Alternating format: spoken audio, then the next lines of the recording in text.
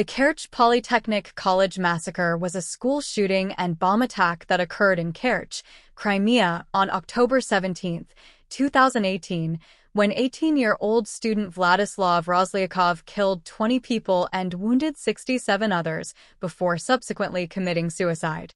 It was the deadliest school shooting in the former Soviet Union since the 2004 Beslan school siege.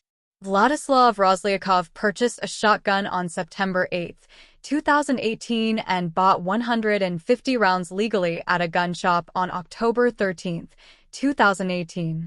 He entered the grounds of Kerch Polytechnic College on October 17, 2018 at about 10:02 a.m. A survivor of the incident said that the shooting lasted for more than 15 minutes. Multiple witnesses recounted an individual gunman strolling through the corridors of Kerch Polytechnic College, discharging shots indiscriminately at classmates and teachers. He also fired at computer monitors, locked doors, and fire extinguishers. A large nail bomb was detonated during the attack, and local police said that they deactivated more explosives on the campus. However, there was initially variation in survivors' accounts of the incident, with some claiming that a large bomb exploded and others describing only gunfire and the use of grenades. The town website claimed that the explosion occurred on the first floor, although the shooting occurred on the second.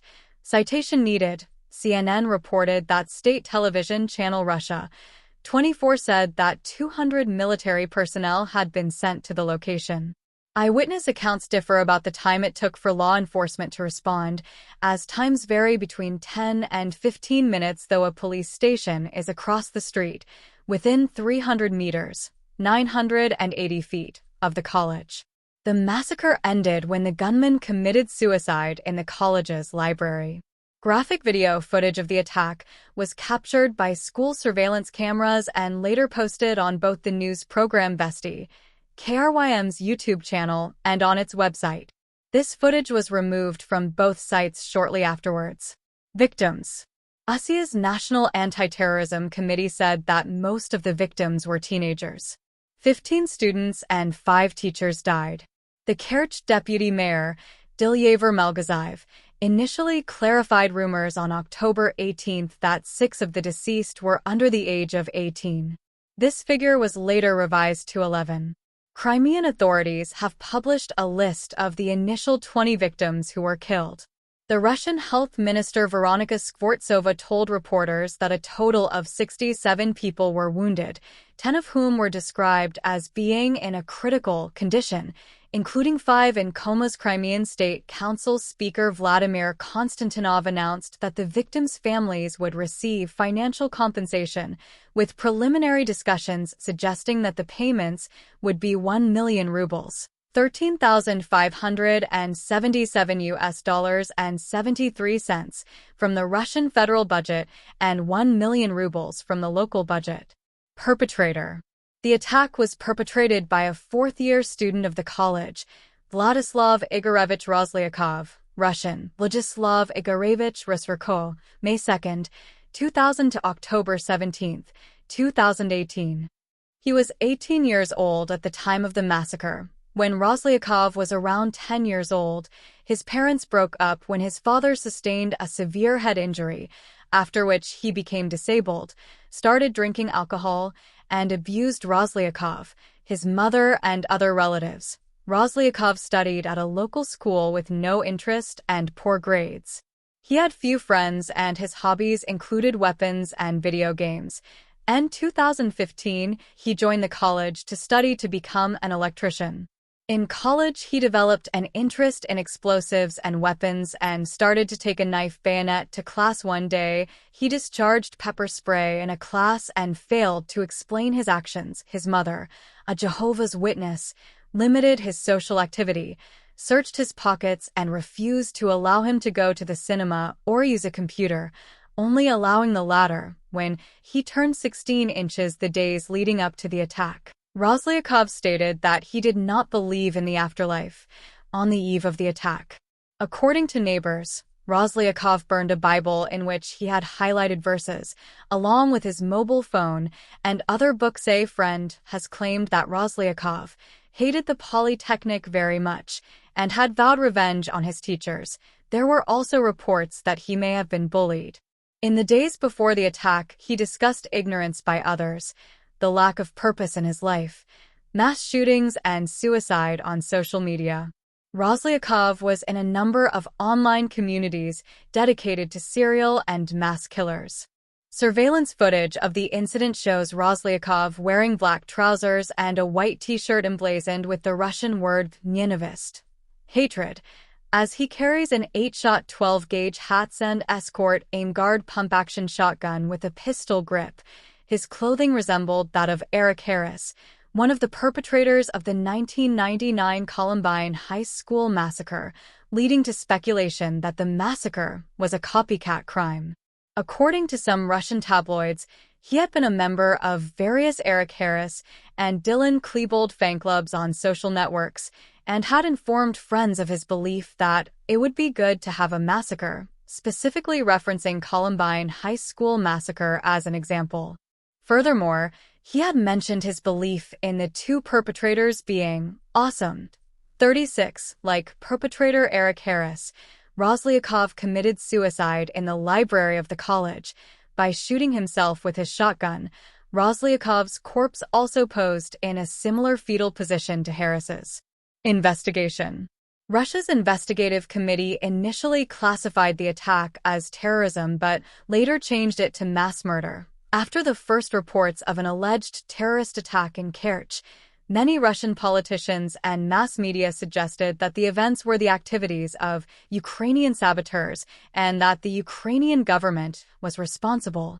Still, they changed their views after more information emerged, while others questioned whether Rozlyakov was sufficiently checked before being allowed to purchase a gun and ammunition, which Rozlyakov legally did. In the days immediately following the massacre, investigators researched Rozlyakov's background in attempts to establish his precise motive. These investigators also revealed that, ultimately, they were treating the incident as a calculated school shooting.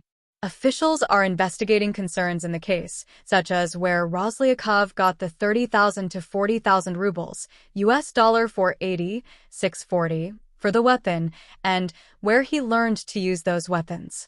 It was discovered that Rozlyakov obtained a weapon permit in 2018 and owned the gun legally after completing a legally required training on weapon security and presenting all required documents, including a medical report. He periodically attended a shooting club. Shortly before the shooting, he legally purchased 150 rounds of ammunition. The investigative committee ordered a psychiatric evaluation of Rozlyakov post-mortem. Citation needed.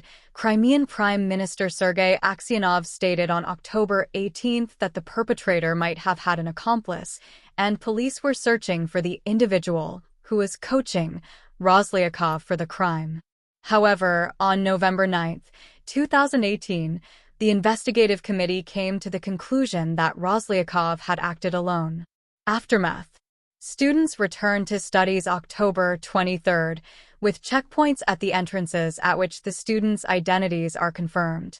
A spokesperson for the Rostov Region Directorate of the Russian Emergency Ministry told reporters, "An examination has been carried out.